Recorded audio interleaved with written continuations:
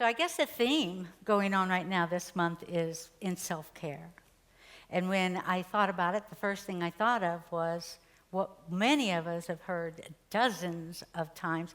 And I know there are a couple people here today that have heard it probably hundreds of times. When you get into an airplane, the stewardess or steward stands up front and says, "In case of a drop in cabin pressure, put your mask on first, then assist others." And I remember the first time I ever heard that, or that I remember hearing it anyway, my daughter was very little. And I thought, not a chance. Never happened. But over the decades, hearing it and hearing it and hearing it, it starts to make sense, right? It starts to make sense that in such an event of crisis, that the cabin would lose pressure. Of course, we would put our masks on first, right? Because we've heard it dozens of times. They've got us trained. We would put it on first, and then we would help others. Why? Because if we quit breathing, we can't help anybody else, right? But we're not brought up thinking that we take care of ourselves first, are we? You know, we're taught to be selfless, to put others first, give until it hurts, and sacrifice yourself for everyone else. In a moment of real crisis, the instruction on the plane is very, very clear. Take care of yourself first. I'd like to challenge you today to not wait for a time of crisis to think about taking care of yourself first. Somewhere along the way, we've learned to say yes when we mean no. Anybody ever do that? That's a whole nother story. That's a whole nother preach right there. Whole nother one. We're taught to overextend, to overfunction, to carry everyone else emotionally, spiritually, and physically until we have nothing left to give. But selflessness is not the highest spiritual ideal. Wholeness is. Some people have become so accustomed to being depleted that they become exhausted. And they think that that equates to holiness in some way, but it doesn't. It just equates to exhaustion. Right? Then we become resentful, we become tired, we become disconnected with our source. And burnout is, thank you, I appreciate that so much. Thank you. Excuse me, you guys still make me nervous. You'd think by now I'd get over that. But oh no. Okay, now take bets right now on when I'm going to knock that over. At least it's water. Okay, so burnout isn't enlightenment. Resentment is not compassion. And abandoning yourself is not love. Unity teaches us that God isn't outside. And He isn't demanding that we sacrifice ourselves. God is the divine light, love, and breath within us, seeking to fuller expression through us. And we can't do that if we don't have anything left. So take a moment right now. I want you to close your eyes and imagine grabbing your mask and just put it on for a moment and just breathe. Breathe deeply. Feel the power that breath has inside you. It's renewing the God life and light that lives in you. It feels good, doesn't it? Come back to me. Thank you. You know, one of the greatest misconceptions about Jesus is that He gave ceaselessly. But if you read Scripture carefully, you'll see that it's anything but that. Jesus took time away. He took time to pray. He took time to go into the silence. He took time to breathe. Sometimes he would even ask his disciples to row him across the other side of the river to get away from the crowds. And not because he didn't want to minister to them. It was because he knew the truth that he can't give anything that he doesn't already have. He can't give anything if he's given it all away. Right? So he rested, he prayed, and he returned to the silence. The Gospel of Luke, if we read that, it says, but Jesus often withdrew to lonely places and prayed. And I love the way they've made that lonely places, because when we think of being in lonely places, it's kind of sad, but really, he just wanted to be alone. So he went to places to be alone. And and he also knew that crowds would always want more. They'd always want more miracles and more healing and more teaching. But he knew, again, he still had to step away. The importance of that divine balance and rhythm in our lives, like giving and receiving, action and stillness and service and renewal. Panic can't serve panic, and fear cannot heal fear. Only a grounded presence and true connection to Source can do that. Unity reminds us that we cannot give what we have not first received within ourselves. As our co-founder, Charles Fillmore, once said, you cannot demonstrate beyond your ability to conceive. And I think that that's an important differential from the statement above, where it says, you have to first receive within yourself to be able to give. So we receive and renew, and then we can give. But what Charles is telling us is that we can't give any further than we are able to conceive. It's a true statement of the necessity to continue to grow. We have to continue to grow in order to be able to continue to share and begin and continue to live and love life. We cannot give peace if we don't cultivate peace in ourselves. We can't claim that we live calm if we are in constant chaos. The trick is to be peaceful in the midst of all that chaos, right? Another beloved unity teaching reminds us, as we fill ourselves with love, I love that song, we naturally become a blessing to others. As we fill ourselves with love, the natural outcome of that is that we are a blessing to those around us. It's the spiritual law. Not depletion, not martyrdom, and not burnout. There's a profound difference between giving from obligation and giving from wholeness and abundance.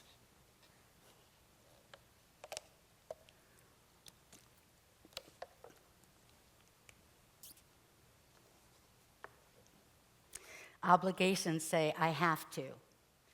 Like I said, that's a whole nother preach right there. Abundance says, I'm so filled that love naturally extends from me. I'm so filled that love naturally extends from me. Doesn't that feel good just to think about that? Walk around in your day going, love just naturally extends from me. Instead of growling at the lady at Publix checkout, or at the gas station, or at my computer because it won't come online. I am so full that love extends from me. One, obligation drains, abundance renews. And trust me, people can feel the difference. The great poet Rumi wrote, don't you know yet? It's the light. It's your light that lights the world. When you give from genuine fullness, from joy, groundedness, centeredness, it carries light. And your light matters. Your spirit matters. And if your lamp goes dark from exhaustion or resentment or loss of connection to source, the world loses part of its illumination. And that's a little bit sad for each and every one of us. So, how many of you have said, if I don't do it, it won't get done? Yeah, come on.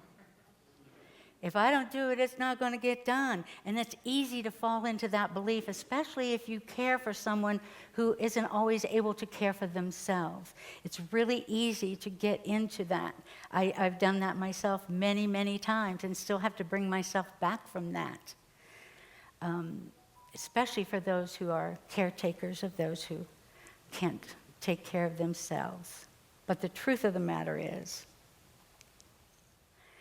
that is just placing the weight of the world on human shoulders where it was never meant to be carried alone.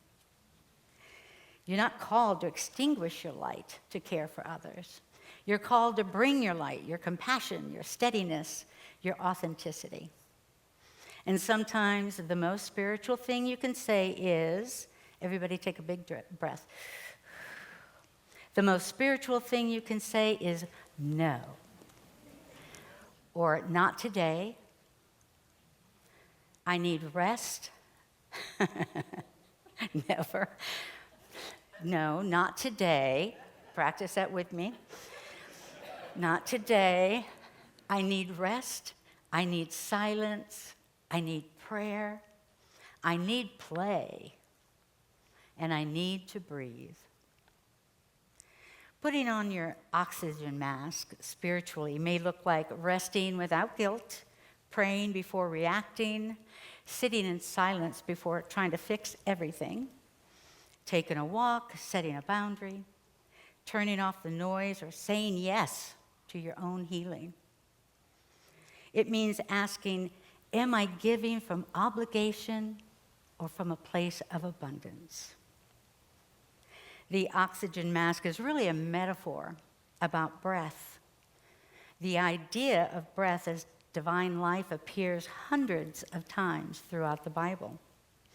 In Genesis, we're told, then the Lord formed man from the dust of the ground and breathed into his nostrils the breath of life. Breath is life, it's spirit. Breath is the invisible presence of God moving through us as us. So when the airline steward or stewardess says, secure your own oxygen mask first, imagine that spirit's whispering to you. Reconnect with the breath of God within you before trying to rescue the world. We live in a world with more than its share of anxiety, outrage, fear, and emotional exhaustion, don't we? People are gasping spiritually. And the world does not need more frantic rescuers. It needs grounded souls.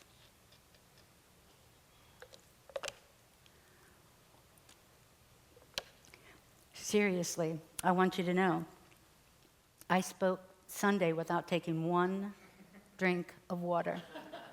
There's something very special in this place for me. Glad to be here. Glad I have water.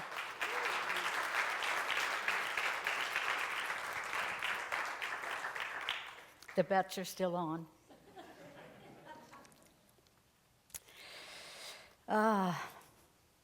Yeah.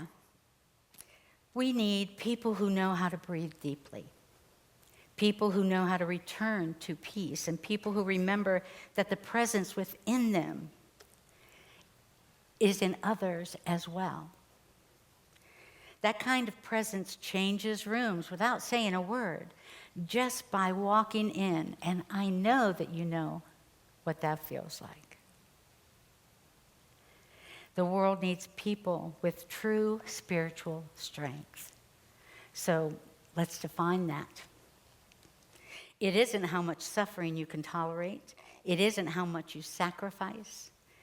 True spiritual strength is remaining connected to the divine center within you. It's staying aligned with peace, even in turbulence.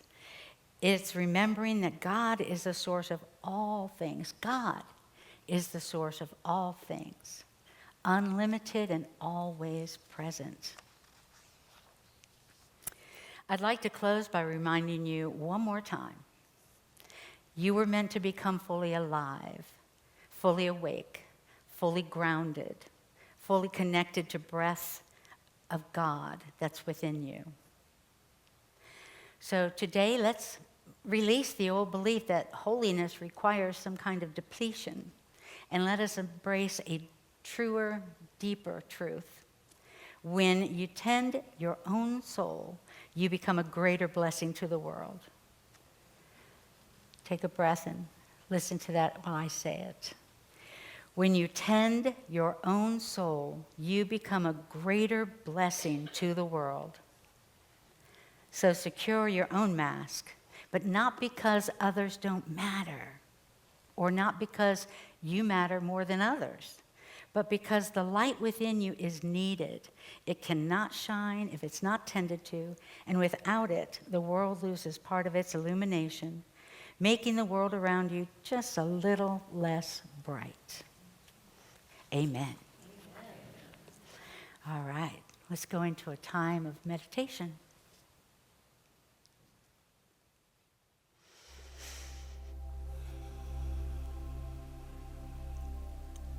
Take a deep breath. Put your feet on the floor if it's comfortable. Close your eyes if you like, and sit up straight. Feel that God light. Feel the divinity that lives within you. Feel that. Take the time to connect to that right here, right now. We're all going to go play this weekend, but we're going to keep that light shining within us always. Always loving, always compassionate, always knowing the truth of who we are and the oneness that we share with everyone.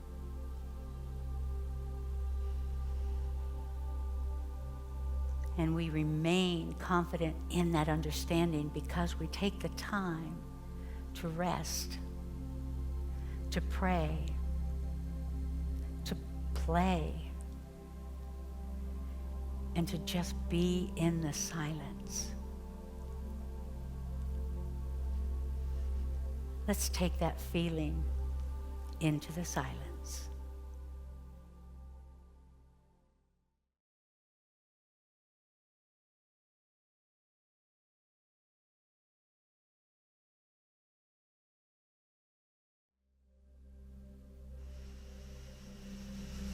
Deep breath.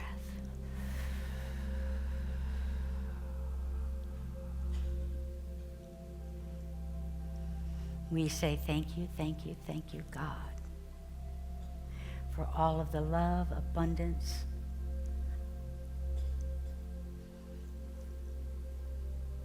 for all of the many blessings in our lives.